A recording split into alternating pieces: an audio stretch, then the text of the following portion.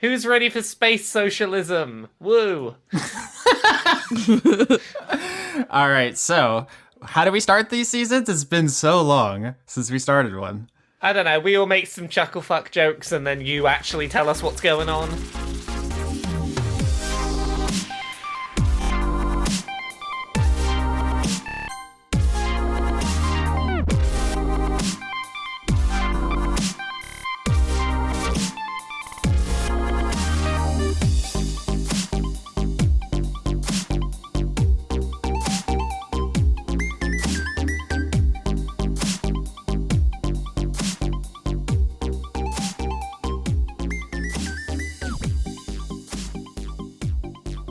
It's a D&D podcast. We do 5th edition. We sometimes get a bit too serious because we've all got bad mental health issues, and then we do some goofs. It's great. We cry a lot. Now, you said a lot of scary words there. I heard Dungeons & Dragons. That scares me. I don't know any of those rules. Am I going to be able to listen to this show, Laura? Yeah, you are, because we don't really know the rules either. We all work it out as we go. It's fine. You'll pick it up. What do I need to know to enjoy this show? Nothing. We'll teach you it all as we go. There are numbers. They range from 1 to 20 normally. 1's pretty bad. 20's pretty amazing. Lower or higher than that is very rare. We see whether we can do things and we tell a story together if the dice let us. But this is season 5. Do I need to listen to the earlier ones? No! That's the joy of Dice Punk. Every season is a self-contained story. You can jump in whenever you want. There are little bits that connect the seasons. If you listen to them all, you'll get a little extra out of it. But I joined at the start of season 3, having not really listened to the previous seasons. I got on fine. That sounds great. I love this show already. Also, who am I? Who are you? You're Austin, our DM, the person who is in charge of the numbers. We should just do the entire show and call and response. It's so obnoxious. But yeah, let's start with introductions, though. I am Austin Yorsky. I am your Dungeon Master, or DM, GM in some games. We're playing D&D, so it's DM. That means I am the narrator, and I play all of the non-player characters, or NPCs, which means not the heroes, who will be the other voices you're going to hear. I am also the person in charge of the rules, which means I mostly decide which ones we're going to break, which is all of them. Personally, you don't really need to know anything about me. I used to write about video games. Now I do like law stuff. That's boring. You can just talk to me on Twitter at Austin Yorsky if you want to know anything about that. You can support me at patreon.com/Austin Yorsky. That's what keeps this show going, because it's, in addition to keeping me alive as a corporeal being, we also use it as a fund to buy people new microphones, new computers, all that kind of stuff, which we require a lot because we're very bad with technology. Oops. Good with gay feelings, bad with technology. So that's me. I'm going to kick it over to the next person. You already heard Laura. We might as well start there because you're probably still wondering who was that person who knew all the stuff. Hey, I'm Laura. I write about video games on the internet. I do a lot of that. I do a lot of podcasts, and I'm on this show. You can find me at Aarakocra Bard in most of the places. I do a lot of talking about how stuff is very gay. All right, I'm going to kick it over to someone else now. Laura, that's Laura. We have another name that's very similar. You need to differentiate them, so let's get them close together. Lauren. Sup? My name is Lauren Morgan. I am known for being on this show for this is my 4th season? Numbers are hard. That's going to be a recurring theme. Numbers are hard. I got on here because I know Austin, so yay, nepotism. Other than that, I just answer phones at a really bad cab company. We have, of course, 2 other players on here because that's how many Skype can hold. We don't want to play with everybody on the internet, but it's really just a 5-person kind of program, Skype, the hell program. Chris Larios, hi. Hi, I'm Chris Larios. You've already said everything everyone needs to know about me. I don't need to go any further.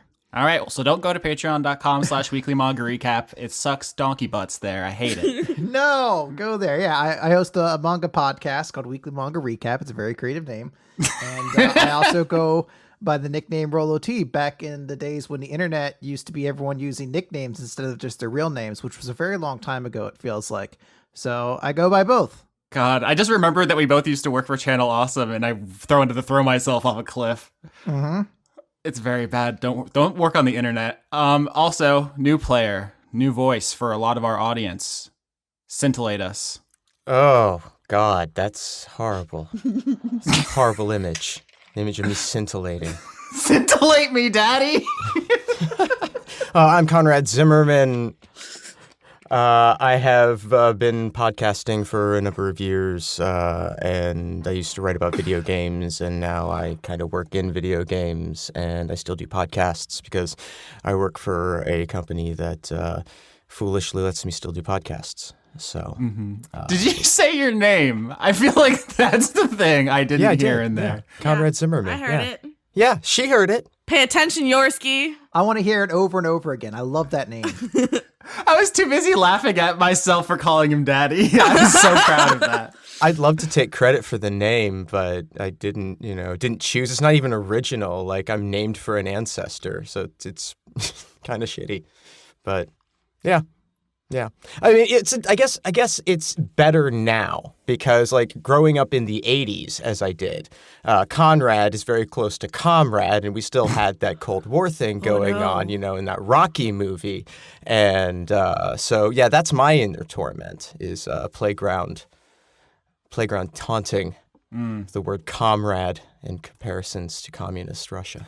People called me Boston once or twice, but it's not me. It's just like it's like a taunt with no end game. I don't get it. I want to like imagine you sitting outside on like the schoolyard curb and a bunch of kids go past like, smell you later, Boston. And the next shot's you at home crying into a pillow, just like so wounded by the nickname. I mean, the cities aren't even that similar. Yeah, it's entirely different culture. One's got Matt Damon.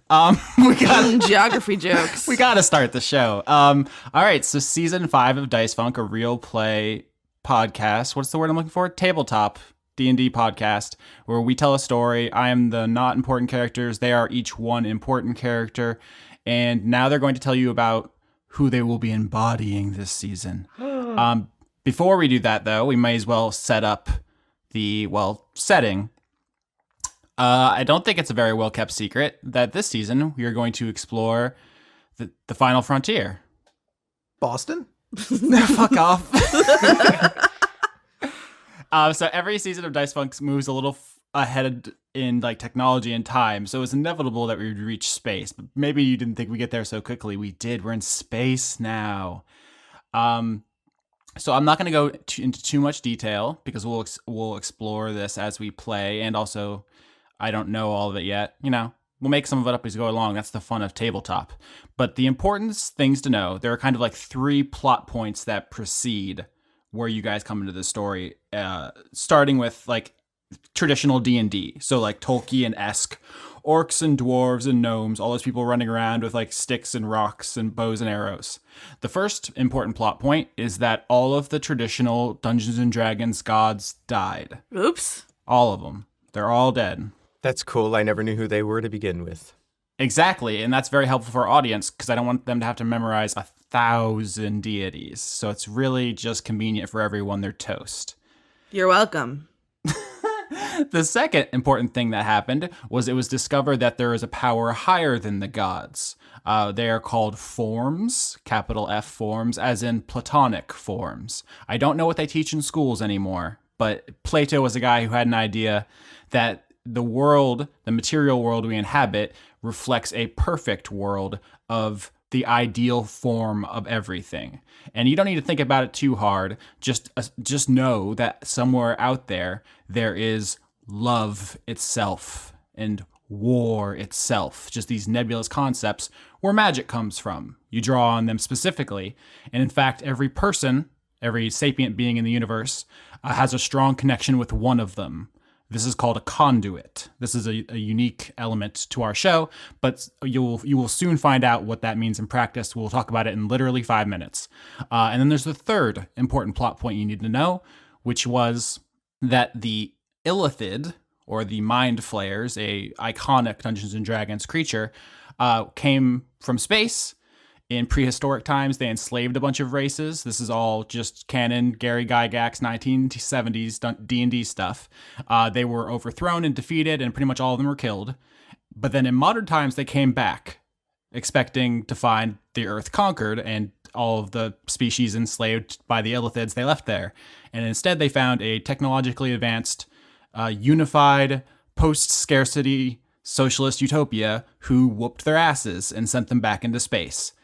And so there has been a series of like Illithid wars that have kind of defined the space age you guys are going to be starting in.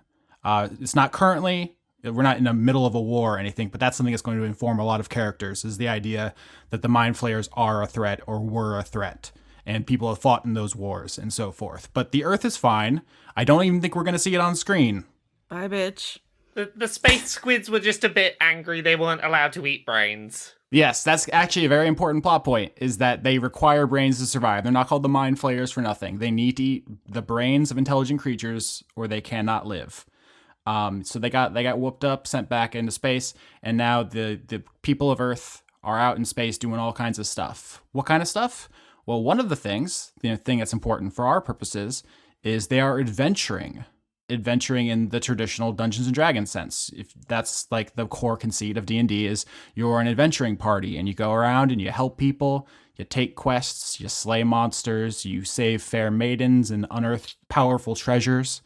People are doing that in space now instead of on Earth, because Earth's basically been mapped and explored. Also, I know it's called Toriel in D&D. I call it Earth because, come on. It's Earth, but I know. You don't need to tell me.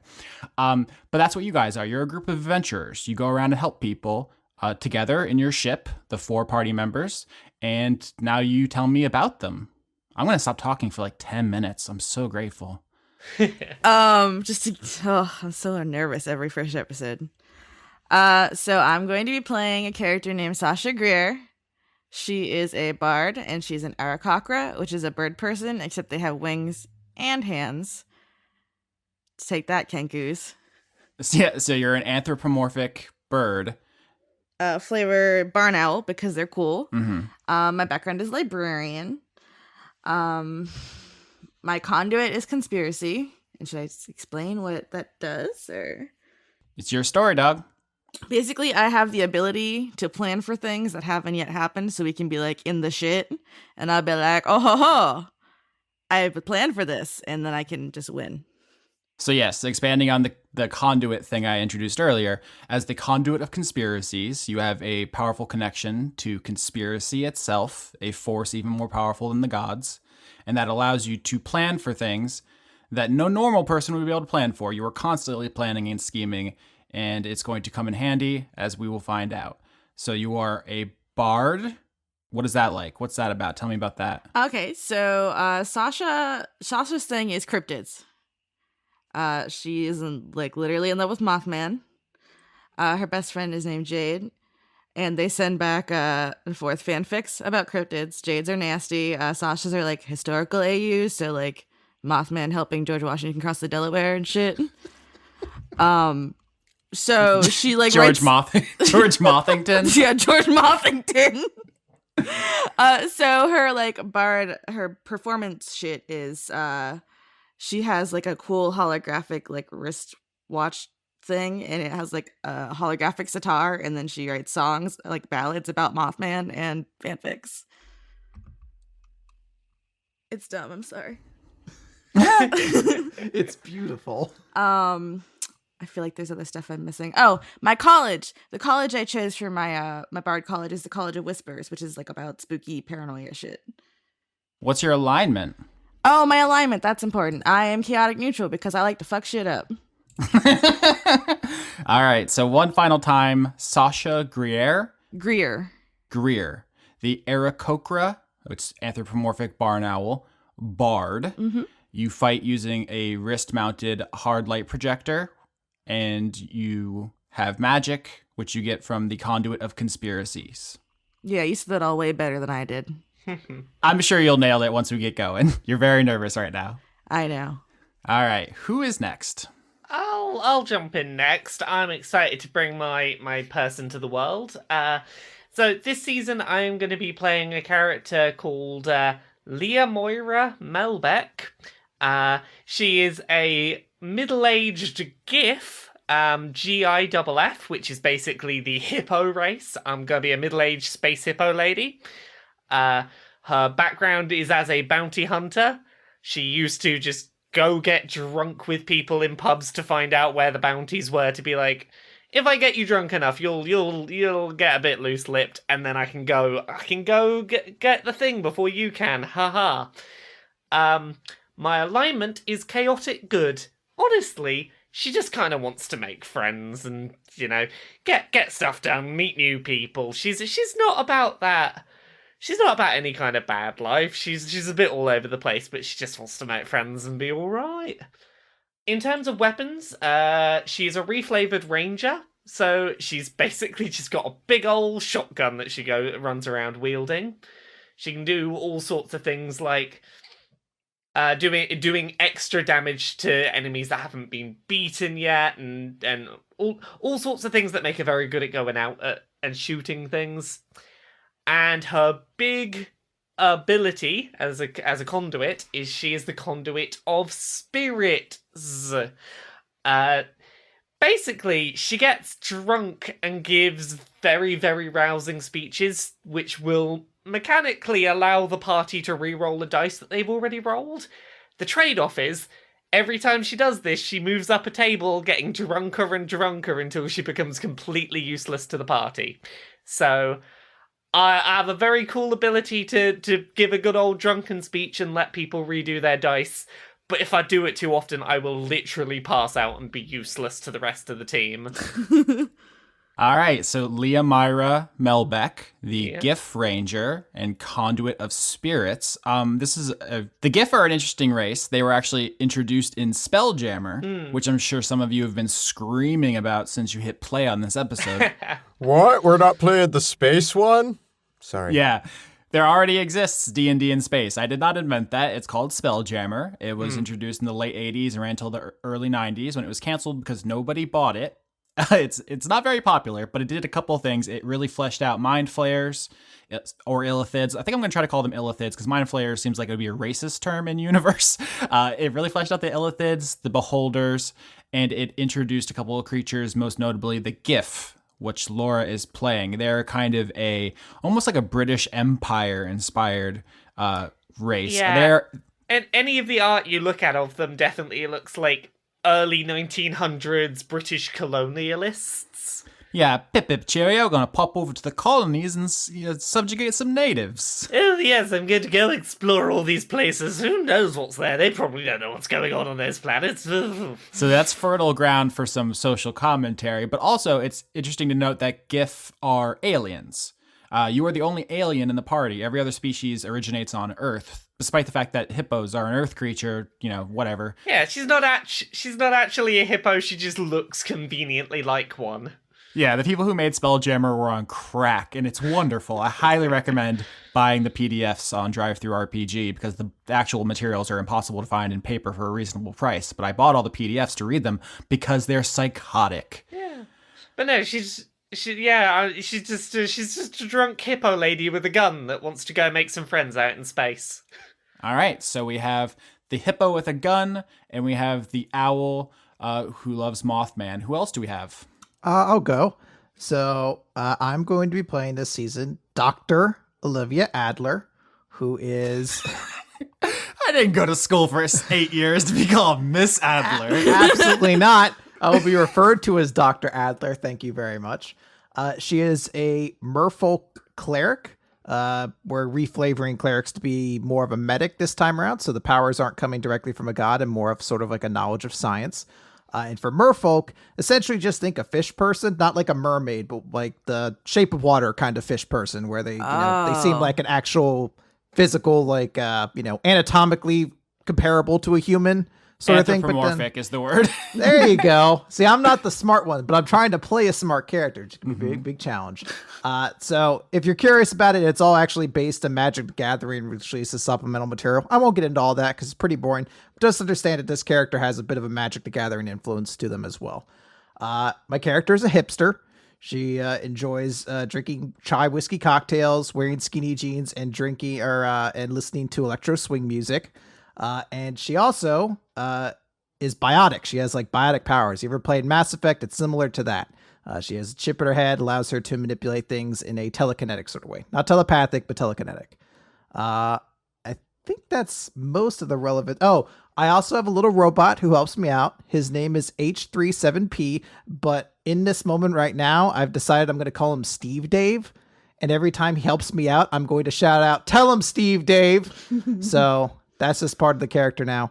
I And love when you plan for 6 months and then change your mind on air as it comes out of your mouth.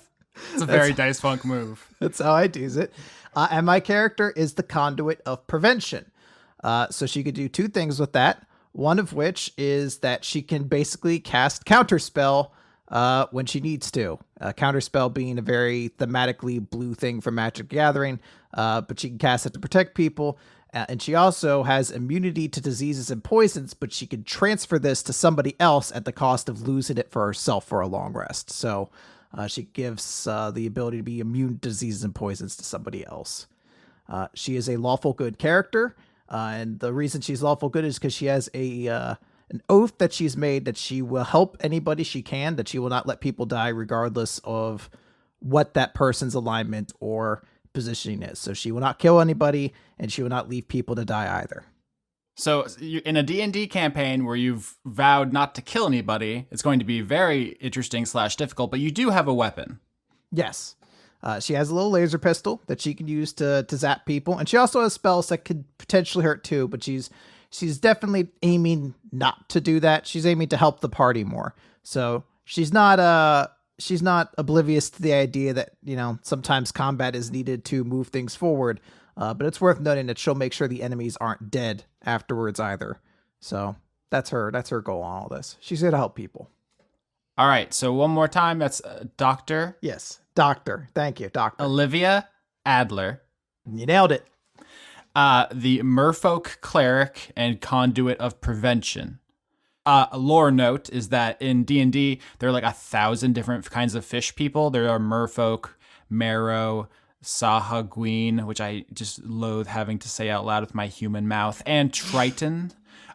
In our Dice Funk universe, these are all just different kinds of merfolk. So don't sweat over the fact that we are contradicting the book that you bought from Wizards of the Coast. It's fine. That's it, right? Nobody else. All right. Okay, now we can get started. One more guy. Oh. Who else we got?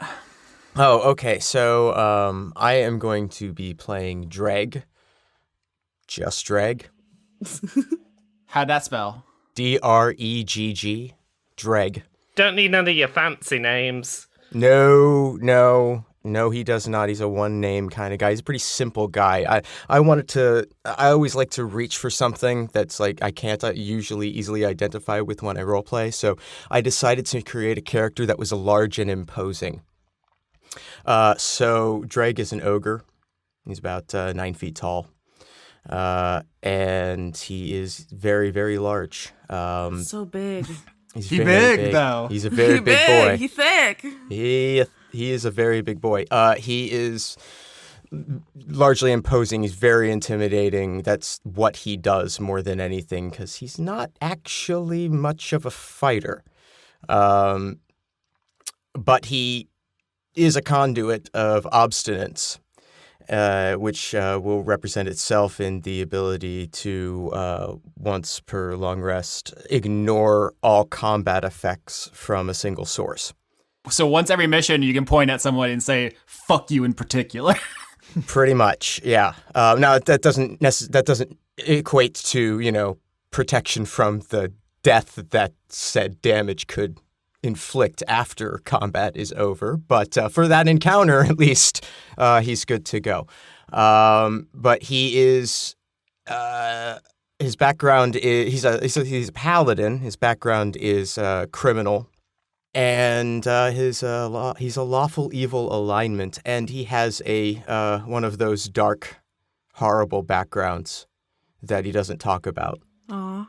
That I'm sure he'll have to talk about at some point. It's fine. Once the captain's got enough drinks in him, try and drink him under the table. We'll get them stories out eventually. Yes. Good luck with that. That's a lot of alcohol. She's a lot of hippo lady. Oh, we haven't actually talked about everyone's positions on the ship, because as I said, you guys are an adventurer party. That's what they're called in the future. That term has come back into vogue. You're just adventurers. And you all have roles on the ship. So what's everybody's role on your ship? I'm the captain. Keep everyone in line, make sure they're doing their stuff, and basically try and prevent inter-party conflict, because the last couple of seasons of this show have had a bit of that. And Captain Melbeck's not about that. She's about having a crew who are gonna, stay on one page and do a job. Oh, I totally forgot to describe my character's appearance on any level other than him being big. Neither did I, really. I'm hoping, I'll work it out as we go. I do have one thing that he does have a particular weapon that he favors. He has a pair of brass knuckles. They're called right and left. That's dope. RITE and LEFT, because, it's 4 fingers. And they're, it's interesting because they're, so that he can read them. Aww. It's so he can identify which one is which. If you guys get trapped in a dungeon, he's your man to figure out which way is which. Yeah, so that's the one key element of his character that I think is important. That he has these brass knuckles that, read right and left on them. Upside down to everybody else's perspective. All right, so Dreg, the paladin. Dreg. The Dreg. Dreg. We're just going to keep doing that for a while. Dreg, the Ogre Paladin, conduit of obstinates. And you are what on the ship? What is your role? I am, I'm in charge of security, I guess, is the idea. Mm-hmm. I'm the big guy. Absolutely. Oh my god, I forgot to mention my character's best friend is a minotaur called Big Star. I was waiting for it. How could you forget that? It slipped my mind because it's not on my character sheet, but it's very important that everyone knows that. His actual name is Big Star, followed by a star picture. It should be, put it in your bonds. The bonds box is for Why friends. have you not put that in your bonds? It is. I just didn't pay attention to it. I'm a bad person. Put Sorry, it everywhere. Big Star. Put it in your items. Put it in your proficiencies. My skill set. Don't need animal handling, just need Big Star. My character spent 8 years becoming a doctor so that she could fix the ship's engines and so she could help cook all the food. This is going to be one of those seasons, huh? Mm-hmm. Sasha's the strategist. I make plans. Mm-hmm. Good luck, y'all. So Captain Leomira Melbeck, who's the captain. Dr. Olivia, you changed your last name right before we started recording, so I keep what is it? That's because my last character's name was the main character for my zombie, and I forgot. Dr. Olivia Adler. All right, so Dr. Olivia Adler is obviously the ship doctor. Dreg is the security officer, and Sasha Greer is the intelligence officer, which just means you do all the plans. You have charts. You basically have the. I love a good graph. Yeah, you have the graphs and you have the wall with the red string. I have a laser pointer. For bamboozling cats? No, for pointing at all of my plans on my graphs that I blow up into giant poster sizes. Oh boy.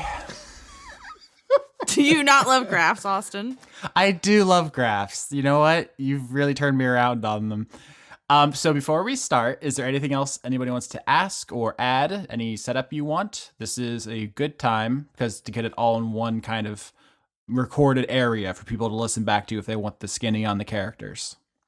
The only thing I'll say about our captain is that she's her background as a bounty hunter. She's probably pissed a few people off by getting them drunk and stealing their bounties. So it's as much as she just wants to get out there and make friends, there's probably a few people who do not want to make friends with her. So you have not always been successful at making friends. That's what I'm taking away from this. Here's the thing. Some of these Oh people... my God, it's already started. Some of these people, I'm sure the captain would go, didn't we have fun drinking, though? Didn't we have fun drinking, though? I think that's how she would see it. Isn't an enemy just a friend who doesn't know they are one yet? Exactly. That's the only thing I'll throw in for mine. That's a great segue into this cold open of the action of the season because you guys have been on a mission. You basically are a licensed adventuring group, so Earth is not quite a utopia, but it's pretty close. Post-scarcity kind of Star Trek deal. And so you guys are sanctioned. You have like licenses and stuff to do the stuff you're doing, and you're given missions. And the one you're on was to hunt down some Neogi, is what they're called. They are a Spelljammer exclusive race that was kind of added as the villain. Because traditional villains like orcs were given a lot more characterization, so they needed a new villain. I'm putting pictures of Neogi into the Roll20. They are big, hairy spiders, wolf spiders in particular, but instead of having spider heads, they have slimy eels for heads, and their 2 front legs are like grasping claws. You guys have been hunting these guys because they are inveterate slavers. Their entire society is built around slavery for reasons which can become yours with a low price of only 1 history roll. Ooh. And we start the season where you guys have tracked them back to their ship. Their ship, which looks like a mosquito full of hate. It is a sleek vessel with the landing gear kind of looking like a pair of legs, and it has this back section that's blood red, like the back of a mosquito. They are pretty sick. I think the iconic Spelljammer ship for my money. And you guys have caught them on the landing pad loading slaves into it, and they all pull weapons, and we start this season in a Mexican standoff between the 4 party members and 4 Neogi. I rolled a 12 for history. All right. Does anybody else want to help out a roll? This is a good time to introduce the concept of group rolls. Yes. If half of the party passes, the party succeeds. I rolled an 8. Oops. I don't know shit. I've just realised I muted my mic. I've got a negative number in history, but I still somehow rolled a 17. Yes, that is about right. Oh. That sounds right. Yes, a 2. That seems about right. To explain skill checks to the audience, when I ask for Yes, a roll, to the audience. to the audience, when I ask for a roll, there's a number I'm looking for, which is called the difficulty check, or DC. In this case, usually I don't tell them. So in this case, the DC was 10, so I needed them to be 10. We have a 12 and a 17, which means half of the 4, 2, passed, which means they get the information they're looking for.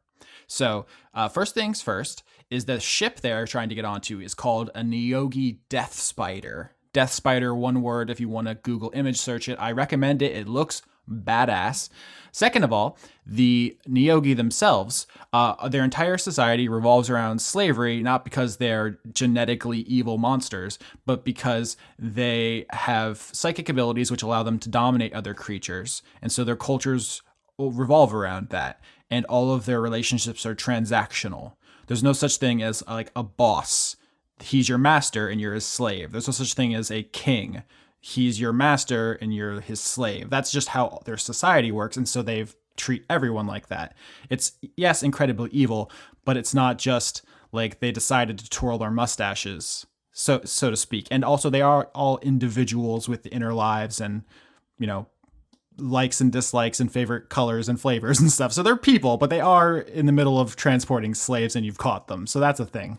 Look, so your whole deal here, you lot, is you do the whole slave master thing. Now, if you don't want that whole hierarchy to start with us at the top, I think you probably want to let them go and just let us get on with our day. I think that you should probably be, yes, unless you want us taking charge of this whole situation. All right, so I want to set the scene up a little bit. So there's these 4 Neogi, these furry, huge spiders. I say huge, they're huge for spiders. They actually only go up to about like your knees. But, you know, that's still incredibly huge for a spider. And they have these disgusting, drippy, slimy eel mouths at the end of their necks, and it's really gross. And they all have weapons. So, like Olivia, you're pointing your, you know, laser pistol at one of them, and he's pointing a laser pistol at you. And Dreg, you have your brass knucks pulled back, and that one has a sword, and you guys are kind of pointed at each other. Sasha, you use your wrist-mounted hard light projector to pull out a rapier. You know, like you shing at a light rapier, and the other guy's got a pistol on you.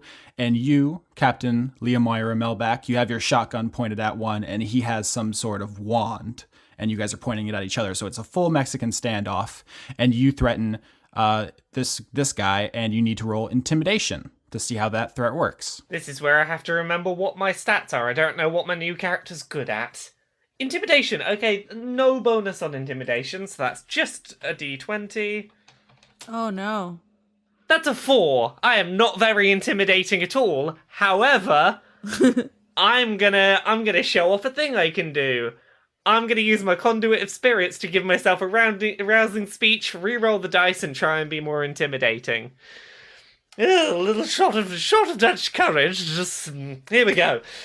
You really don't want to mess with us. I'm willing to drink, and I'm willing to just get drunker and drunker, and who knows what'll happen with this shotgun if I get drunk enough. Roll again. Oh, man. Okay, that's a 16 now. She's had a drink, she's threatened to be a bit trigger happy, she's a bit more intimidating. So shotgun in one hand, flask in the other. You tell this Neogi that you're about to, that he should fuck around and find out, basically. And one of them says to the other in a language which is called deep speech. Does anybody here speak deep speech? I do! Yes. Deep speech is the language of the Illithids, and in their various conquests throughout the galaxy, they have spread it pretty far and wide. So it is one of the more common languages alongside of language that's literally called common.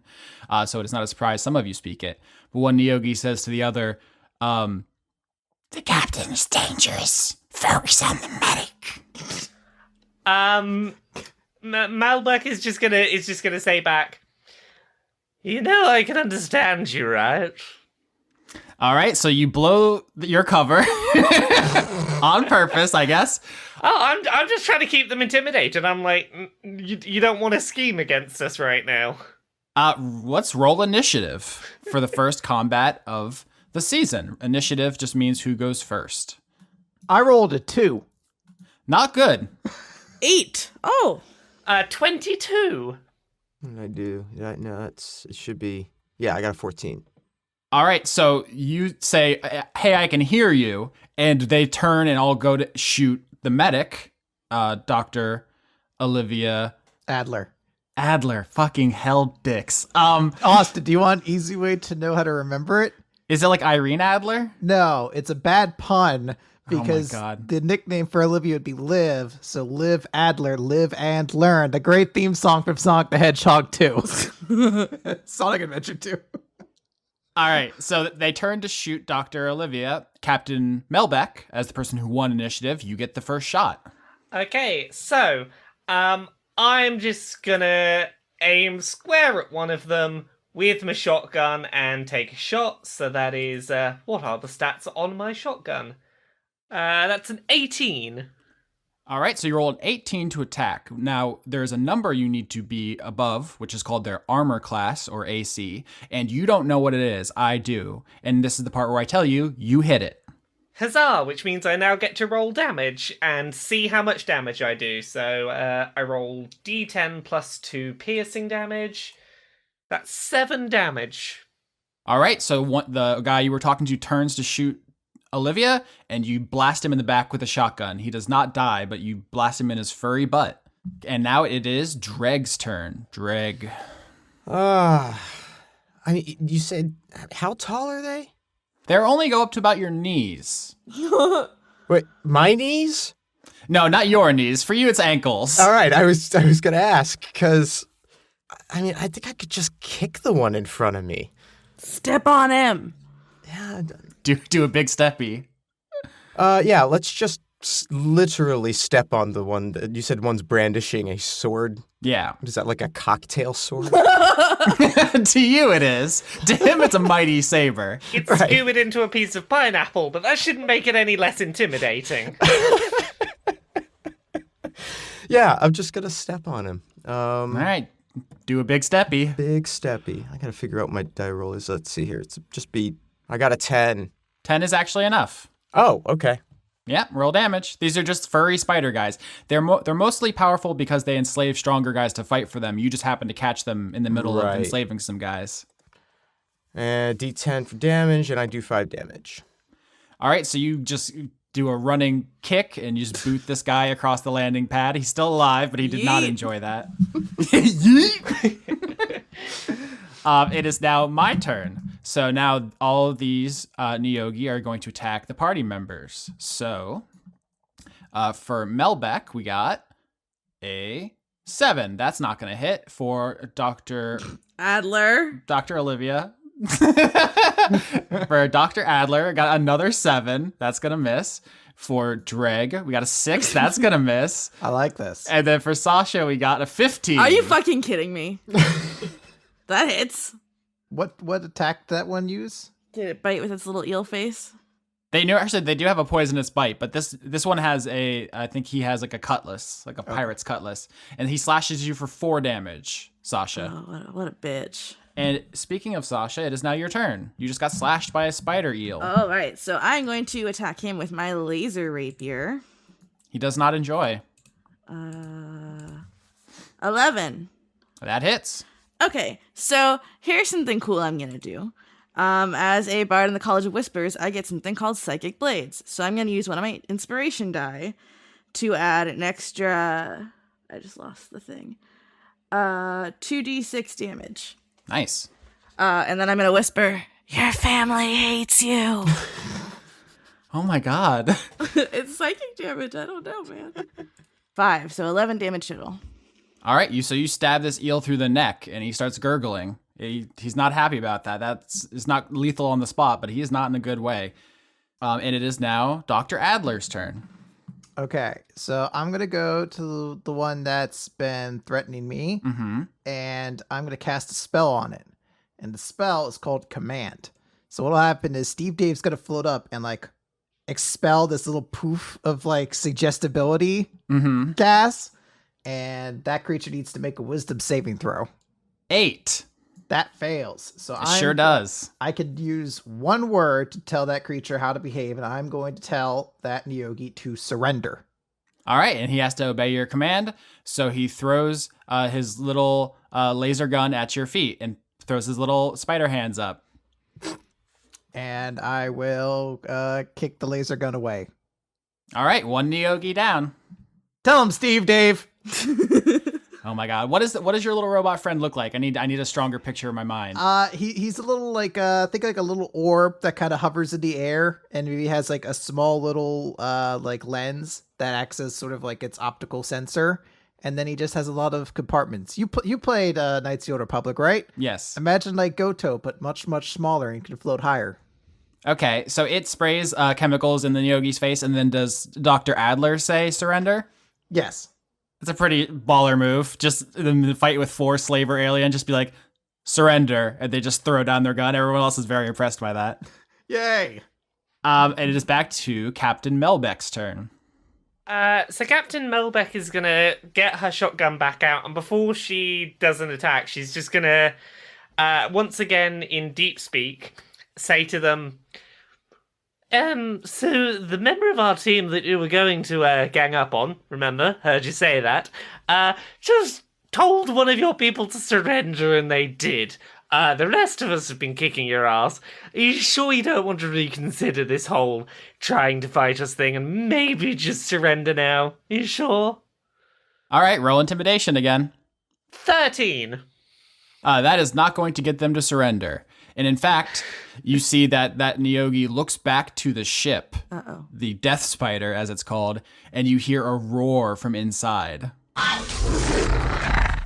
Oh no. That is not good. The one that looked at the ship before the roar happened, what kind of state they looking in? Very bad. You shot him in the back with a shotgun, which is notoriously bad for one's health. Okay. Getting another shotgun blast. Gonna go for another shotgun. 11. Does 11 hit? Sure does. Okay. In fact, the American Medical Association recommends 0 servings daily of shotgun. So that'll be 4 more damage. Lethal or non-lethal? Non-lethal is what I'm going for. All right, do you want to paint me a picture of that? I'm going for like shooting in the legs. This isn't going to be fun. This is going to be painful, but I've probably not taken any vital organs out. Just take a blast at those legs, and hopefully the shock of it'll lose them consciousness, even if they're still breathing. All right, so you actually blast like one of their legs off, and it collapses onto the ground, spitting and twitching. It's not happy about that turn of events, but too bad, because now it's Dreg's turn. Paint a picture for me. What's the spread looking like? So Dreg, you have one who you kicked. He's not happy, but he is looking about, half health or so. And then there's another one that Sasha is fighting. She stabbed it in the neck. It looks like it's on death's door. And there's the one that surrendered, and there's the one on the ground. Yeah, the one on the ground is the one I'm actually most curious about, but I got the one's attention over there. Dreg's gonna grumble very loudly, walk over to him, and just step on him. The one that Melbeck just non-lethally? Just cowed, yeah. All right, so you actually have advantage, which is a thing that I get to explain now. Advantage means you roll twice and take the higher number. 14. 14 hits. And damages, only 3. It's only 3, but it's a coup de grace. So Yeah. Captain Melbeck blows one of its legs off, it hits the ground, and then Dreg runs over and just stomps on its head. And then I'd like to make an intimidation check. All right, yeah, that is a pretty intimidating thing to do. I have no idea what I'm doing. No, it's been so long since everything I've played in the last 20 years has been D10s or D6s, and that's it. I never know what I'm doing. It's okay. I just need to do it a few times to remember how it all works. And well, no, that's not true. Last time I played D&D was also in 1992. Oh, that's when I was born. Yeah, thanks. Fucking savage, dude. Yeah. I didn't mean for it to be. Yeah, that's rough. That's real rough. Thanks. I'm so sorry. Uh-huh. Uh-huh. I'm bad at I say I'm so sorry. But no, so if your charisma is 18, that'd be +4. If plus your 4 proficiency is 16. 2. All right, so 18. Wow, 18 is very good. So the one who has a stab wound in the neck, gurgles a word of surrender and kind of falls, or it kind of prostrates itself. Can't really fall to its knees because it has spider legs. And the one you kicked earlier kind of just stays down after you assert your dominance. But then the roar from the ship gets louder and something begins to walk down the gangplank, which is what I've decided the part of the ship you walk down is called. That's close enough, yeah. I assume it has a better name, but none of you know it, so fuck off. I really don't. And you see what has come down, what exits the death spider is a creature called a bozog. Oh my god. A bozog is part ostrich, part velociraptor in the style of Jurassic Park. Not the actual historical velociraptor, but rather the Deinonychus, which they are based on in Jurassic Park. Too much information. They are both reptilian and avian. They're about human size. They have incredibly sharp talons. And this one seems to have been dominated by the Neogi. And it comes down the gangplank, all feathers and claws, and it screeches, "Get ready to die!" And it is now the only thing you guys are fighting, as the other Neogi are either dead or surrendered. So, for anyone unaware of these things, they're very good at kicks. They love to kick. They really do. They love to kick. Yeah, because their arms are just ostrich wings, so they actually can't even hold things. They're entirely foot-based. They have a foot-based economy, which is also the world Tarantino wants to live in. It was just Drag's turn, so now it's the enemy's turn, so the Bozog actually gets to go first. It runs down the gangplank, and this is where the players realize where you are. The characters have known this the whole time, but I'm revealing it now. You guys are on the moon. Oh, I love the moon. Are we talking Earth's moon? You guys are on a moon called Pell 3. Pell, Pell -3. You don't need to remember that right now. It will become important when later I hand you all a map of the system you were in. And this will become important, but right now, you as players are just learning about this. And the Bozog does a huge jump because there is very little gravity on Pell 3. And it does a flying kick to Dreg. Ooh. Kick. 15 and 13 makes 2 attacks. Okay. My armor class is 11. Oh no. So they both hit. Yep. You take 10 damage as it kicks you in the face twice, scratching you on its way down to the moon's surface. Okay. That is unfortunate. It is unfortunate. Bozogs do not mess around, and it is now Sasha's turn. All right, I am going to try Dissonant Whispers. Mm-hmm. That's a spooky spell. So that's a wisdom saving throw. 4. 3d6 psychic damage, and you have to use your reaction to move as far away from me as your speed allows. Wow. All right, you want to roll that? Yeah. And what are you whispering? Because you just whispered to the guy that his family hate him when you stabbed him in the neck. So evil whispers are kind of your thing. Or not evil, conspiratorial whispers. You're not as good at kicking as you think. You're a monster. It's an 8. It's 8 damage. All right, so the Bozog takes 8 psychic damage as its ego is wounded, and it begins sprinting across the surface of the moon. Bye! It's getting away. But it will eventually get over Dissonant Whispers and come back to kick you all to death. It is now Dr. Adler's turn. Okay. I'm just going to practice saying Adler all week. That works. So I'm going to try to cast another spell. Uh-huh. This one is actually one of my domain spells. So this is all clerics are a domain of something. Sometimes they're a domain of war. Sometimes they're a domain of light or love or the moon, all sorts of stuff. Olivia's domain, though, is a kinetic domain that we reflavored into biotic. So this is a biotic spell I'm casting, and I'm going to cast Levitate on the Bozog. So the Bozog needs to give me a Constitution saving throw. And if not, it rises 20 feet into the air. 19. Aww. So you try to use your psychic implant to lift the Bozog, and it just sprints right through it because its legs are so powerful. Well, I tried, guys. I can go home now. Aw. All right, it is now Captain Melbeck's turn. Okay, this Bozog has taken damage already, hasn't it? Correct. Okay, I'm going to use one of my cool abilities that I have called Colossus Slayer. Oh, snap. When if I hit a creature with a weapon attack, so I've got to hit it first, but if I do, it'll take an extra 1d8 damage because it's below its maximum hit points. Nice. So let's do my roll first. 23. Yes. That hits. And let's work out that damage roll. So, Oh, boy. that's 11 damage. All right, so you shoot it in the back with your shotgun?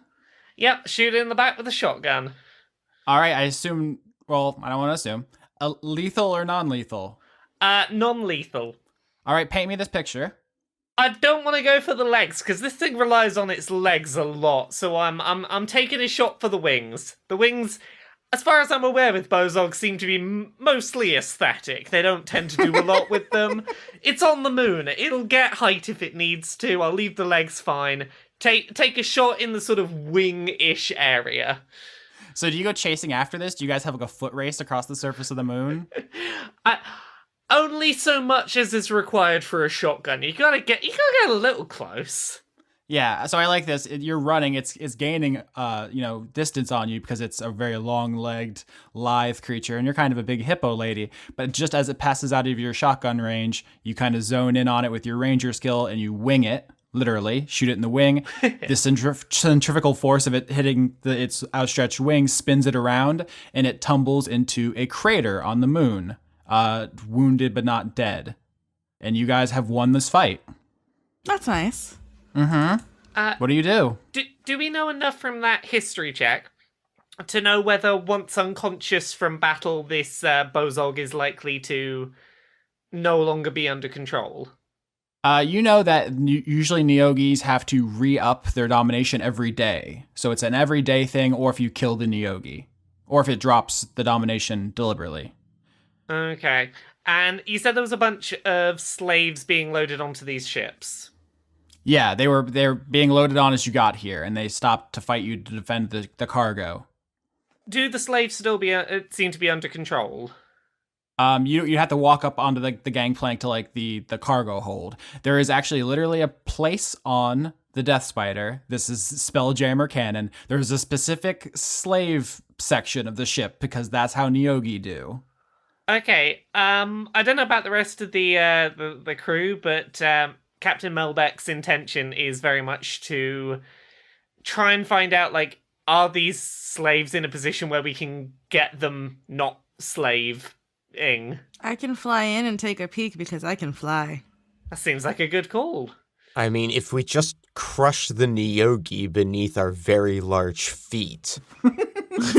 You know, that we all have. Yes. Yeah, reminder, there's still 3 cowed Neogi on the launching platform. They're still alive, though. Do we have, like, restraints for Neogi? Are there spider handcuffs? You tell me. Little fuzzy handcuffs. Yeah. I assume we do. We're bounty hunters, right? So we'd have to be prepared to arrest any kind of alien species. You're adventurers, so you'd have whatever you need to do your adventuring job. That's up to you. Could, like a Chinese finger trap their legs together. Okay, that's extremely cute. Actually, Captain Melbeck's going to go up to the ones that are still alive and conscious and go, we're here with one particular aim right now. We're trying to deal with this whole, all these slaves you're trying to load up. We have 2 options right now. Either you stop controlling them and you don't redo that control, or we could kill you. That's always a way of, there's always one way of getting what we're after, so what's it going to be? For emphasis, I'd like to put my boot next to them. My friend is very good at squashing. Why don't you roll intimidation with advantage, Dreg, because you could squish him with no effort. I could. Intimidate them into thinking you might. So that would be 18. You roll twice and take the higher with advantage. Oh, I have advantage. Oh, well then. Yes, because you have beaten them in combat. Yeah, it's still 18. it's still 18 by a long shot. Yeah, so with 18, with one of their comrades dead and their backup weapon in a crater on the moon, they say, "Are you our master now?" That's a lot of responsibility. I suppose so. I don't know how long I'm going to be keeping up mastering duties, but for now, yes, hello. All right. So according to Neogi culture, they are now your slaves. Well, Oh. Well, this is problematic. it's fine. They're my slaves for now, but as soon as we fly off this planet, I'm gonna do the, like, Dobby is a free elf. I release Robin Williams' genie. That's really gonna fuck with them. That's really gonna fuck with them. Yeah. All right, so the Neogi released their, I keep saying domination, but literally in the Spelljammer book, the ability is called enslave. They were not playing around. So yeah, they released their psychic hold on all of their prisoners. Quick reminder, was our mission to get these slaves back? Was that what we were after? Yes. Yes, okay. Oh, good. Just throwing this out there, just as a thought that someone could have. How many slaves? How are we getting them off planet? And wouldn't it just make more sense to leave the spiders here and send them off with the ship? Yeah, so you guys do have a ship, and we could talk about that in a minute. I was waiting for the right time to introduce that. But if you guys want to give the Death Spider away, I was thinking about giving the Death Spider to the slaves and then leaving the spiders marooned on this rock, and I mean, that seems fair. we out. Is there like a intergalactic sort of like policing force that exists? I mean, that's basically you. So the universe is so vast that it's basically impossible to police efficiently. So as adventurers go all throughout the galaxies and the solar systems, exploring and making contact and setting up new civilizations and mining and all kinds of boring stuff. Set their frontier justice. Yes, it is required sometimes that people step in to help. And that is your guys' job. You guys are licensed to help in this solar system. We will talk about that in a moment.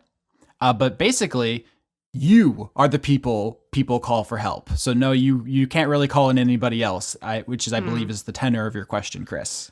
What I was mostly looking for is there someone that if we take these guys that we can deliver them to, or we just have to keep them prisoner aboard our ship if we were like arresting them per se? Wait, you want to hang out with these guys? Well, I'll say this. Livia's not going to be particularly cool with the idea of marooning them, since that seems basically like I can't speak today, but it seems like that'd be killing them essentially, because they wouldn't be able to eat. Pel 3 is inhabited, so Okay. they would be able to make it back to civilization. You would not be just murdering them in a long, cruel way Okay. if you leave them here. Okay. Fuck them. Yeah, in that case, my gut is like, Okay, let's get the slaves. Let's not worry about taking the spiders with us.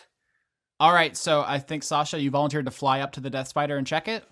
Yes, flap flap. All right, so you flap up onto the ramp, you walk up the ramp into the hold, and you see there are cages and cages full of bozogs in here.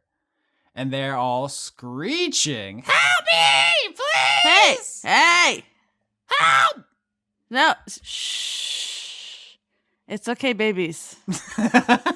Roll perception, roll persuasion to calm them, I think. 11. 11 is above average, so you calm down enough bozogs to explain to them that you are giving them control of the Death Spider, and I assume you unlock their cages and release them into the ship. Yes. Is anyone a licensed pilot? I am! All right, you're in charge now. You're the captain. Yeah! Just make sure to let them know we were the ones that rescued you, so that we make sure we get paid. So Sasha releases the prisoners. Dreg and Captain Melbeck intimidate the Nyogi, and Dr. Adler, you hear a pained cry coming from a nearby crater. I will investigate that. Ow! Oh, I'm sorry. I'm gonna go see what's in the crater. Is that the one that we attacked? Yes, this is the bozog that Captain Melbeck shot in the wing. All right, I'm going to give that good bird some healing. I'm gonna give it cure wounds. All right, so you cast Cure Wounds. Do you want to roll for that? Yes. So that is. I mean, you can just roll Medicine to see how it goes. Is that a thing? Sure is, buddy. There it is. All right, we could do that instead. Nice. 20. Hell yeah. All right. You patch up this wing like the medical professional you are, flawless. It's gonna heal even better than it was before by some miracle. And Bozog says, "Thank you, fish lady." You can give it them finger guns. It can't finger guns back. It doesn't have hands. Hopefully, You it's, reminded me of my limitations. hopefully it's not too scared by those guns, considering it just got shot. Oh no. So you help the Bozog out of the crater and presumably back onto the Death Spider, where the Bozogs are just gonna take off, and now they have a ship. Wait, no, hold on. I want to ask the Bozog its name. My name's Dorothy. Dorothy, eh? So, like, what do you like to do, Dorothy? Are you hitting on me? I'm just saying, would you have an interest in cruising around the galaxy and having fun? I work at a coffee shop. Please let me go. Our ship could use a cook. All right. So are you actually genuinely trying to recruit this person? Yes. Roll persuasion. 10. Oh, that's not enough to get a civilian to give up their life to be an adventurer. That's like me coming to your house and handing you an M4 and be like, "Come on, Chris, we gotta go stop the terrorists." Oh, I'd be all for it. I'd be like, thank goodness. I was just going to spend my day watching YouTube videos all day. It's about damn time. All right. So unless anybody else wants to try anything, I think Dorothy and the Bozogs are gonna leave in the Death Spider. I will give her my number in case they God. need to contact, or the ship's number in case they need, like, they run into trouble. Thank you. They are flying around in like an enemy spacecraft. So. Well, the Nyogi are a sapient race with their own culture and military and government and stuff. Even though they are antagonistic to Dungeons and Dragons characters, they are not considered like a kill on sight species. That would be pretty barbaric. So they're not going to get shot down. Better safe than sorry. Yeah. All right. Anything else anybody wants to do here? I'll heal up Drag because he looks like he got her a little bit. No, that. Thanks. And I'm gonna perform lay on hands on myself. Oh yeah, we haven't really talked about your paladin powers. So you do have a little bit of magic. Do you want to explain just the basics of that? I know you're keeping some of your deep dark past a secret. Oh yeah, but mostly because I really wasn't thinking about the mechanics of the character at all. I have lay on hands that I can use and restore 15 hit points, so that can restore the 10 that I lost in combat there. I also have a few level 1 spells. Command and dual one, compelled duel, and I can be really inspiring and cast heroism. Yeah, but what kind of paladin are you? Oh, what kind of paladin am I? Well, I'm the disgraced kind, I guess. No, I'm I don't even know what you would mean by kind of paladin. You're talking It's about like the kind of paladin you are is called the Oath of Devotion. Oh, okay. Yes, I have an oath of devotion. Yeah, But it is broken. it is. So there are going to be consequences to that. But you did have a kind of, it's not exactly a paladin order in the traditional sense, but you had a organization, and you are not with them anymore, and that's where your magic comes from. Right. So it's mysteries on mysteries. Right. If everyone's all done here, we'll get back on the ship, have some celebratory drinks if we're all done. Speaking of the ship, somebody describe it to me. Bit big. All right, that's canonically the only thing to say about your ship. I'm not gonna say anything because it's 2 a.m. and all my brain went is it's like shaped like a dick. That's what my brain thinks when I'm asked about spaceships at 2 a.m. Well, Who's got a better description? It looks like the Going Merry for One Piece. you know what's funny is in Spelljammer canonically, the spaceships are all based on naval boats, and they all have like decks that people stand on in space. Oh my god, all the ship names I came up with were fucking jokes on old school ship names. So that is very Spelljammer. We are going to go with a more traditional view of space. So you guys do need to be inside when you're out in the void. Mostly, we'll talk about that. But I love the void. The void is very good. For the record, the reason you guys can go to any planet and breathe for a while without immediately asphyxiating is because of something called air envelopes, which is a Spelljammer concept. But rather than the Spelljammer explanation, which is that air is sticky, which doesn't mean anything, idiots. Rather, you all have just kind of like chip implants, which magically generate breathable atmosphere around you, but it uses up your metabolic fuel. So eventually that will run out. As if you are stranded on an alien planet or in the void, you will eventually suffocate, just not immediately. That is air envelopes. Anyway, so you guys go to your ship. What is it called? What does it look like? This is a very important decision to make. So I'm sure it will be handled with a lot of care and consideration, and certainly not rushed. In terms of like ship designs, like I've always liked the design of the original Normandy in Mass Effect. I like that kind of like you've got some sort of sleek wings on the side, maybe like down tilted a little bit, and the center is almost like a big elongated like race car thing, but with some sort of slightly down pointed wings. I don't know if anyone's got any thoughts on that or wants to suggest any alterations to that basic idea. I just Googled that and I like it. Or we combined your two ideas. It's what if the Normandy was a dick? I am up for the Whoa. dick-shaped Normandy. What if it's just like a big tube? Oh my god. Isn't that actually a thing in comic books, the boom tubes? Probably. That's a transportation device, though, not like an What is actual a ship. spaceship, Chris? Let's all fly around in like a 1980s, like just a flying saucer. I would be down. All right, so it doesn't sound like we have any consensus on design. We'll say that for now, it is a combination of everything we've said. Yeah. Have fun with that fan art, my dudes. In addition, I need a name for your ship. Okay, I have dumb names. I'm going to say them now. 1, Mothman's Revenge. 2, the HMS Snallygaster. 3, the SS Chupacabra.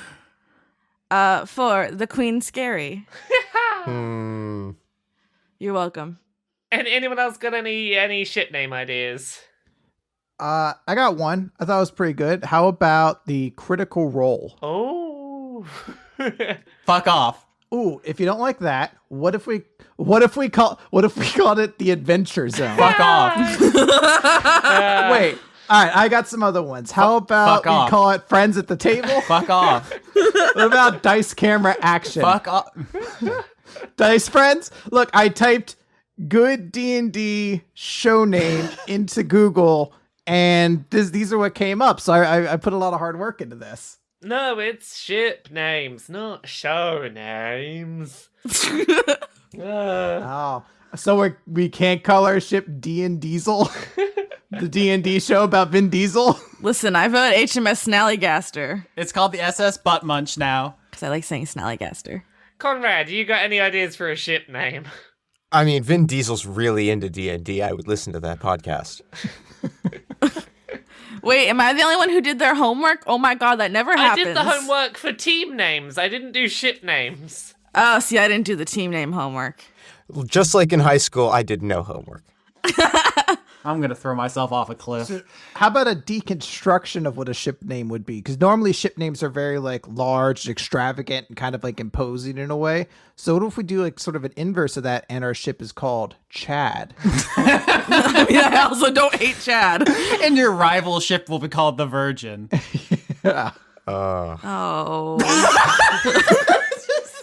The absolute simultaneous disgust noises. Thank you.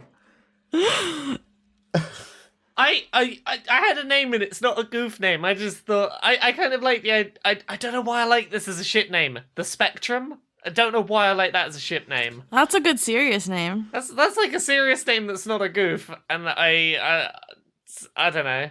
I mean, Snallygasters are cool. What is a Snallygaster? A half reptile, half bird with a metallic beak lined with razor-sharp teeth, occasionally with octopus-like tentacles.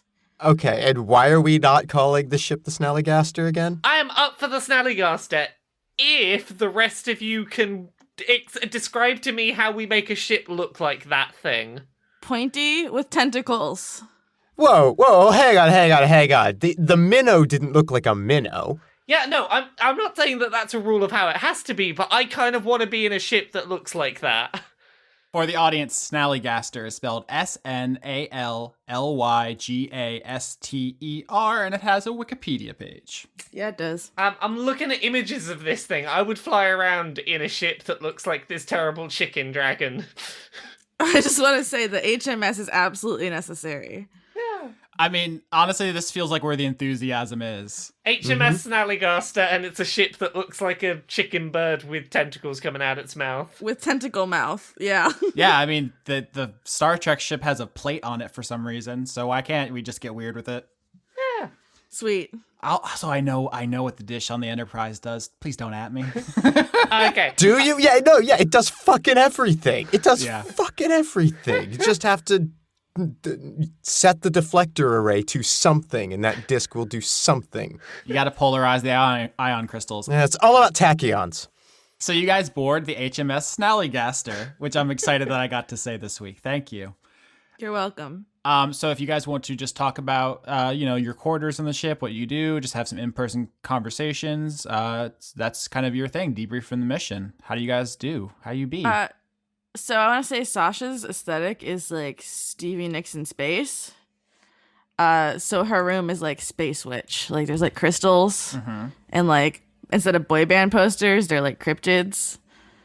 So there's like all the big boys are up there. We got the Fresno Nightwalker, because Fresno's a thing. We got Mothman. We got Chupacabra eating a goat. It's all there. The captain's room, I like to think it's pretty bare bones, mainly just like a big old bed. She's got a corkboard up on the wall with a bunch of photos on it that are just cool friends she's made in space. Her like corkboard of space friends. And then she's got some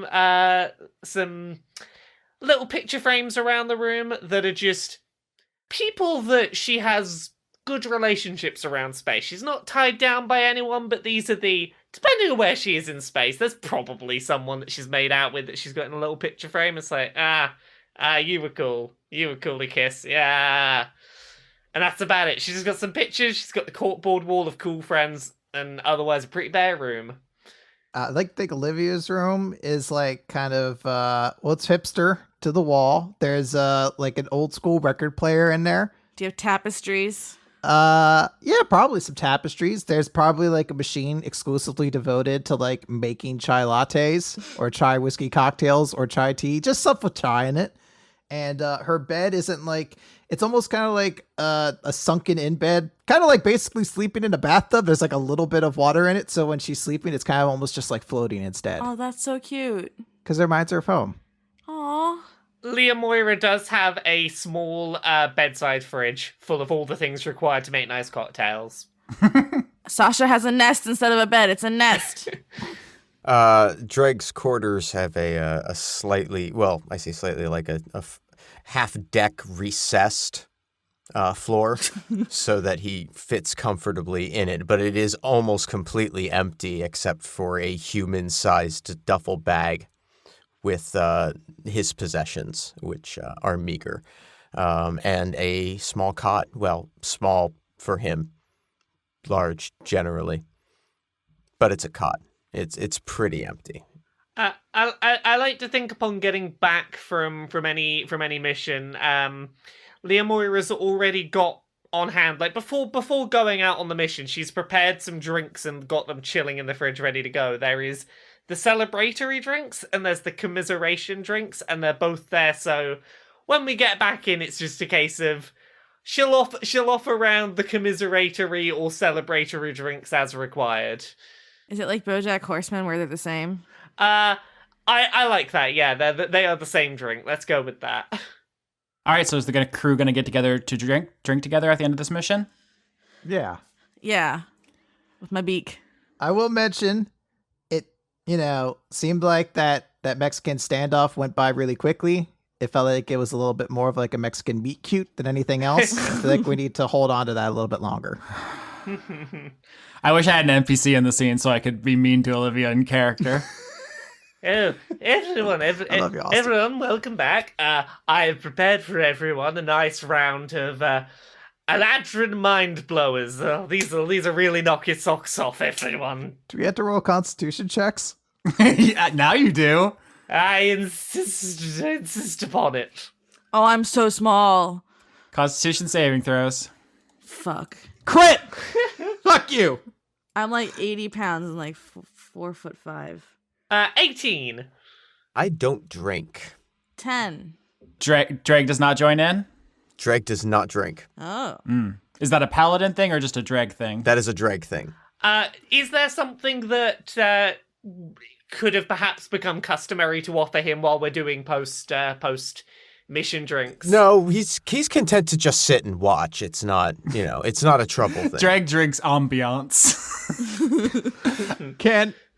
For shits and giggles, can we get into a drinking contest and see which one of us lasts longest? Fuck. Yes, but remember, I do have the ability to redo my rolls if required, so I'm not gonna let this be But doesn't that consecutively make you drunker as well? Yes, it does. It's gonna be beautiful. I'm trying to figure out like the Mobius strip of you drinking to get yourself less drunk. It's drinking to like make myself forget that I'm drunk to power my way through. So Sasha rolled a 10, which is average, which means you react in an average way to these extremely strong alcoholic drinks, which means you are pretty tipsy. I'm gonna crawl under like the couch cushions or something. Aww. Oh, you're making a nest again, dear. You do make the best nests. Whoo. Sorry, I'm sorry. You, dear, you're the one who's made the nest. Oh my lord. I just want to point out Sasha's very small. Mm-hmm. So yeah, It's a tiny we bird. just generally have a nice, friendly unwind after a job very effectively done. We did very well there, I think. Fucking owned him. Olivia will say, you doing all right there, Dreg? It's fine. You did very well with your intimidation. You were certainly a threatening foot you've got. They're small. They are indeed. They're even smaller when we put them next to your feet. Your feet are frankly fabulously large. I've never felt more petite and demure in my life than when I put myself next to one of your wonderful feet. All right, Tarantino. Yeah. Y'all are fucking weird. Sorry, I've had a few drinks. Don't take anything I say too much to heart. It's fine. We did a good job. No. You did wonderfully, dear. I'm flattered. I am. But I'm just not interested. Oh, it's fine. I promise you, I have enough interested It's a suitors. professional courtesy thing, you see. I have enough interested suitors dotted around the galaxy. It's really not a problem. Of course you do. Of course you do. I'll show you the picture frames on the cork board if you wish. I'll be in my quarters if anyone needs me. This just got awkward. I'm sorry. I'll go if you want to chill with them. I'll go back. I'm sorry. This is just how Can I gets. use my conduit of prevention to prevent this scene?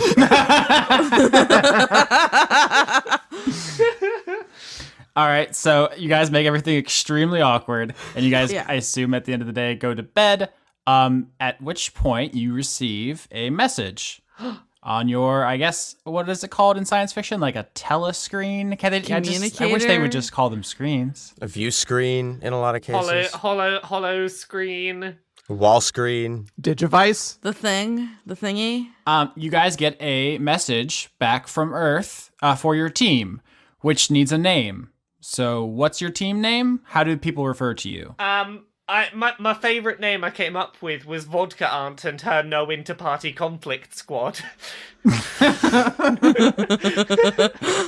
Anyone else got a name? A little long, perhaps. I didn't do that homework. I have 4 suggestions. The Vulgar Specialists, Yeah. the Midnight Knights, No. the Tough Bastards, or the Zexy Dreamers. I do like that one. hate all of them. I will note, all of those names are come up by punching the names of the original 4 Golden Girls characters into the Wu-Tang Clan name generator. That does rule. I had a statue, or Star Trekkers brackets across the universe. Oh. How very firm of you. Jeez. What were yours again, Chris? I remember quite liking one of them. What were yours, Chris?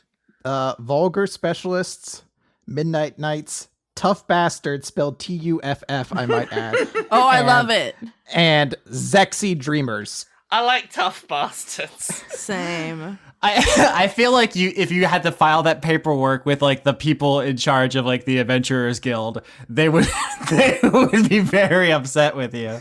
What if it wasn't the actual word bastards, but it was bastards but with the word stars in it because it's space? Oh. But the Bastards. Yeah, Tough Bastards. Yeah. Who I are love still it. the tough Tuff bastards Please. I love it. that fly the Snuffleupagus or whatever it was called. Snallygaster, bitch.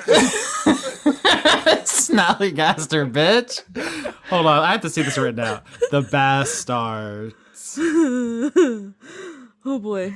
What if you're just called the Bastards and just like the word star is in the middle of it? Yeah, we're the bastards. With the star is like in like italicized in the word. I love it. That means Big Star will have to join us one day because he's a big star. Did you do this whole thing to just sneak him in the back door? No. Okay. No, I did it for the joke of these are all being Golden Girls names brought through the Wu-Tang Clan generator. I need to know from you what Golden Girls character name generated this. I have to look it up because I don't remember. I feel like that might have been Rose, but I was going to say it sounds like Rose. Because if so, we could have the Rose Bastard. Because I would have thought Sophia. That's true also. All right, so while you guys are doing this in the background, I just want to say you guys get a message. It's probably addressed to like some boring serial number. It's like adventuring party A7350612, but then in parentheses, the Bastards. the Bastards, the Tough Bastard is actually Blanche Devereaux. Oh, yes. Whoa. Okay, that's Sassy. I'm liking that energy. So the tough bastards. There's just so many sharp parts of that word in my mouth. It's got like all kinds of consonants that I don't enjoy, and the vowels Are you are saying just, it's bad mouthfeel? yeah, it's the mouthfeel, honestly. But it's cute because it's tough spelled Tuff. Aw. I'm just trying to picture you guys filing this paperwork at the DMV. Is all I'm thinking about. Yeah, no, it's I know state employees, they don't care if you just pay the money and don't make a mess of it, they'll put anything down. Yeah. yeah. I'm just picturing Leah Moira's at the DMV, and she's like, "Look, I'll give you a bottle of something nice that'll take the edge off the rest of the day. You just smile and look the other way, okay, dear?" So the message you guys get is for your upcoming jobs. And the way this works is that adventuring parties are assigned to solar systems, and you kind of patrol the solar system going where people need help. However, because the universe is so incredibly, astronomically huge, there isn't like a lot of backup. Like there aren't other adventuring parties usually, maybe one or two. So you're kind of on your own here in the system, which means you have kind of a backlog of missions to choose. So there are actually 2 different assignments you can pick from.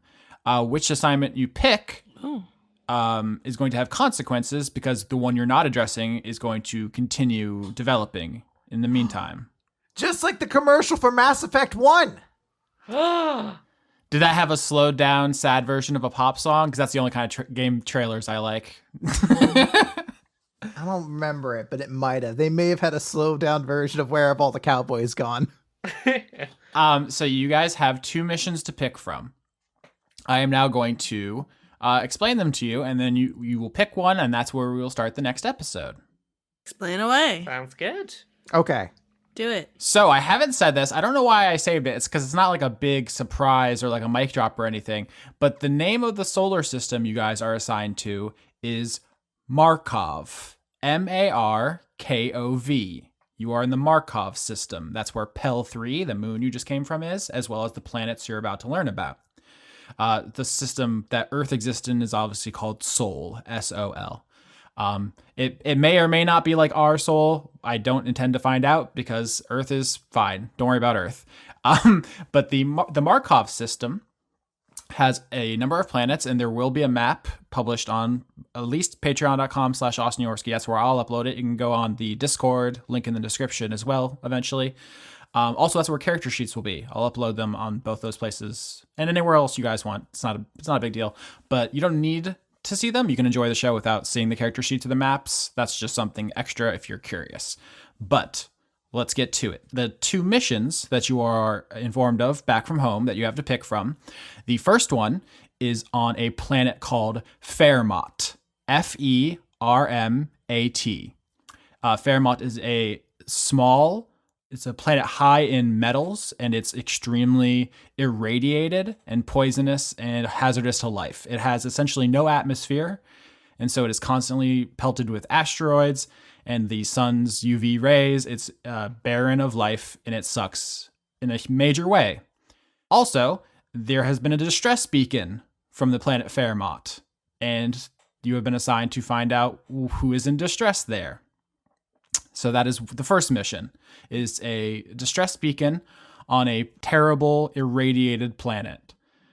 The second mission is on a planet called Hypatia, Hypatia. This planet was a boring rock planet like many others. However, it was terraformed by the company Valentine Aeronautics. Nice. It is now a nature preserve for endangered animals. More specifically, megafauna, which is the science word for huge animals. Animals too dangerous to keep on Earth and other planets, presumably, because the world of D&D is full of just terrifying monsters, and they can't be safely kept near people. So they were all relocated to Hypatia, which is an artificially terraformed nature preserve now. And the mission there is that there were reports of poachers sighted on Hypatia. No. So those are the 2 options of missions you have, and whichever place you go, whichever place you make a priority, will be less. The situation will be less developed, so you'll be able to intervene earlier. But you're going to need to go to both. It's just about which one you are willing to prioritize. I say the distress beacon. No, yeah, logically that makes sense.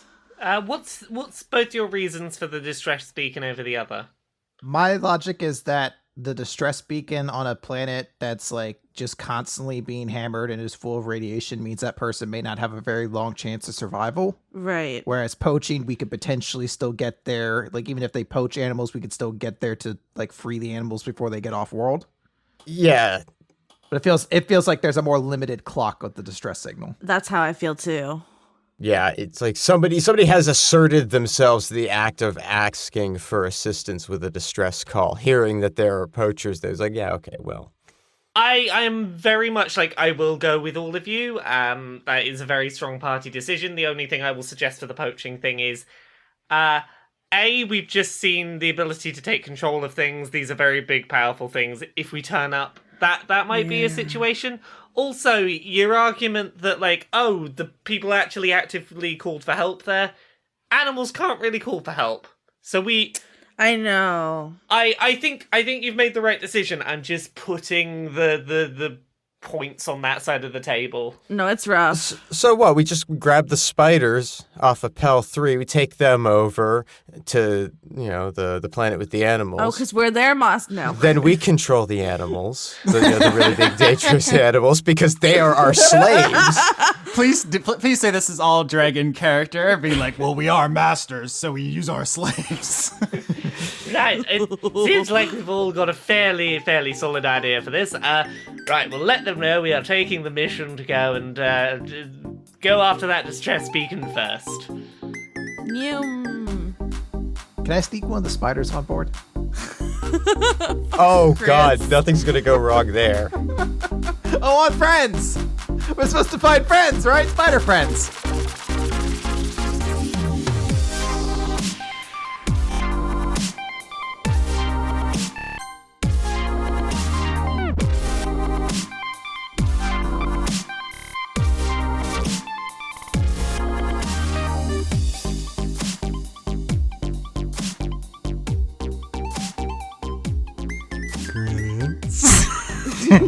How is that better than you got any credits?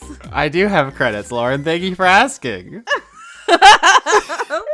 In fact, I have all the credits that you could possibly want for September 2018. Would you like to hear them? We do music first? There's actually a lot of music because we're crediting both the end of last season and the beginning of the new season all at once. So we have New Jack Mantle, an arrangement of The Mantle from Nights into Dreams by Overclocked Remix. We have Linear Groove, an arrangement of A-Type and B-Type from Tetris, also by Overclocked Remix. We have Your Reality, Future Bass Remix from Doki Doki Literature Club by The Musical Ghost. We have Morning Thinker, an arrangement of Thinker from Armored Core 4 by Overclocked Remix, and The Sound of the Galaxy, an arrangement of Freedom's Progress from Mass Effect by Overclocked Remix. Wow, I'm impressed. You have heard a music. I have heard a single music, just one music. How was it? Musical. Fuck off. All right, do you want to read the executive producers for September? Damn, I wanted to say the executive producers. Well, you didn't say it. The executive producers for September are Joseph Tombrello, Extellaris. Random Web Person, Griffin McElroy. I don't think so. No, probably not. It's a good joke, though. Thank Do you. you think we did it, boys? I don't think so. Jesse Young, Devin Smith. Brent, the best lover I've never had, Goatley, The Cult of Gorfanax. Savard Nakasimova, Paul Mullen. Toshikuro. Oh gosh, my mouth did a thing. Mm-hmm. Toshiro Kuro, editor of Attack on Dice. Brendan Williams. Possum Kingdom refugee, take me to the Possum Kingdom. Dr. Goatman. Andrew Grothin. Levi, the young conduit of not mad, just disappointed. I feel like that's you. Aww. Francois V. Kevin Dobbins. Robert Dakin. Anthony Sauvier. Morgan Rapp. Meow Mazel. That's It's like a very French cat. Meow Meow Mademoiselle. Yeah. Meow Mademoiselle. Matthew Schultz. Melody the Gay Shark. Same. That's just a Dice Funk character. Right. Ian Morgan. Rain, conduit of wetness herself. Uh-oh. Emo Git. Eventual Eden. Fubar. Brittany and Jermaine Walls. Ashley. No, just Ashley. Dirge Novak. Sam Stanowitz. S. Kearney. John Kerry. The former presidential candidate, John Kerry. Joseph. Yeah? I just realized. What? I forgot he existed. Got him. Joseph Mavero, the unsexy arrow. That was That's fun a to great say. rhyme. That was a blast. Thank you. Drew James. Michael Merdes. Merdes. Ebron, the boy that lived. Exos. Oh, fight. Oh, fight? Oh, you want to fight? I feel like that is etymologically linked to snakes somehow. Anyway, Oh. transient passerby. Bye. Ink drop. The Chondra. Hashtag respect if you know what a Chondra is. I don't know. Respect for me. Oh, maybe next time. Yeah. Press F to pay respects. Ah! Conduit of Q jumping itself. Oh, I'm so happy I get to read this one. Justin Berthiesel, conduit of itself. Ross Vita. Stay tuned for a wedding. Ooh. Some people are just gonna start announcing like engagements and like childbirths in our credits. Oh my gosh, that's a lot of responsibility. Yeah. Bloody Roar needs pangolins. It does. Saritha, conduit of puns. Julian Phillips. Lindsay Pankhurst. Jeff Clark. Lauren Cates. Counter Fifth. Jack Claw. Richard G. Coles. Kiefer Lowe. E. Corin. Last Cruz. Dr. Tao. Sean Lyonsberg. Big Two Boy. Conduit of getting dunked on. You. Oh. Oops. Matthias Leckitz. Janiac, form of candy flipping in a bouncy castle and giggling like and then it cuts off. That's pretty good. Flew too close to the sun on that one. Harley Astor. Primordial Orc. Andrew Fallu, conduit of mediocrity itself, as always. Same. Puck. Butcher my name, Nicolopolis. Okay, I'll leave the audience to decide how that was spelled. Dice Funk Season 5, Funkzilla's Revenge. Oh, they've spoiled it now. Joaquin Gronig. Jerry, conduit of shipping, and apparently that also makes me a god. Uh-oh! Don't tell Lauren. Jaspel Singh. John Barnett. Cucumber. Hustlebones. Killer Cotton Shizno. Nicholas Dominic. Isaac Aravallo. Yam! Anna Michael. Andrew Birmingham. Douglas Williamson. The Most Wise Guru. Z. 2361.9. Quench the Void. Vizzy, Huggles, conduit of the same river twice. J. Logan, conduit of queerness itself. The cast of Dungeons the Gathering. Notorious Stoltz. Victoria Melito. Scotty Vilhard. Eileen. Mazjin. Criterion. Einar Johansson. Carter Rayner. Major Tam. Matthew B. Hare. Jorgen, conduit of name butchering Winewick Ford. I read a Zandra light novel and TF'd into a patron. Transformed, I believe. Transformed. Okay. they got it into the word count, so They did. I'm impressed but confused. it's a reference to the way light novel titles are written. Oh, okay. Sure. Razumi Yazura. Albert West. Ken Fursel. Eleanor Nonante sees Periton. Scott Cummings. Starlight Glimmer did nothing wrong. Jewman Jack. Mel Tish. Arshan de Koning. Grimlock. John Potts. Noah Sudret. Ziphosaurus. Elderly Goose. Salad Child. Seraph Stone. Caster UK. Elderly Goose. You just went no. I got lost and I got really excited about the goose. Just jump back 5 to yell I at just the wanted to goose. spew about a goose. Oh god. Okay, so I'm at Aki Savalainen. The Paladin's wife. Florian H. Charm Wilkie, conduit of introversion itself. Is that you? Sometimes. Junk 2.0. The Hadsels. Melissa Nielsen. Dawn. Reynard, the conduit of being stoned. I will fight you on that one, Reynard. Britt Holcomb. Artemis BJJ. Brazilian Jiu-Jitsu in Bristol. Shyness. Dennis Pancake Detlefson. Miko from Finland. Dennis Bankston. Josh Mosier. Indigo Vandane. Allison the Purple. Sydney Marsing. Just a Jester. Brady Warner. Kitty Foe. James Neely. Marissa Donaldson. M. Joe. Lana Seawolf. Toby Gleason Stack. Matthew Weber. How do you change your name to make it a joke? Somebody tell him. He did it, though. Oh, I guess so. That's a good joke. Cameron Abbots. All right, Dylan. Anna. Sean, the host of Funk Dunk Plays. Harrison Andrew. Christopher Charlo. Vagar Arnston. Cody Jackson. August Rue. The Unitarian Universalist Congregation of Marietta, Georgia. Luke Powers. I'm just imagining a whole church listening to this and then they bursting out in applause. Hedron Master. Erwan Lilagadek. Michael Hall. Ingamar Grimon. We did it! You can say that.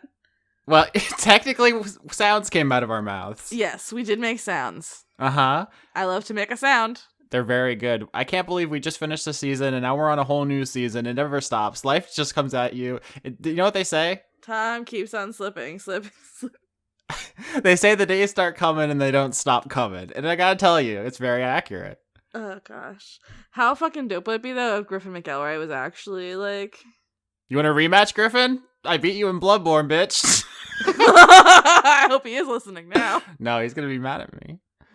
People on our show. Yeah, Twitters and stuff. We have people, and then you gotta follow their stuff.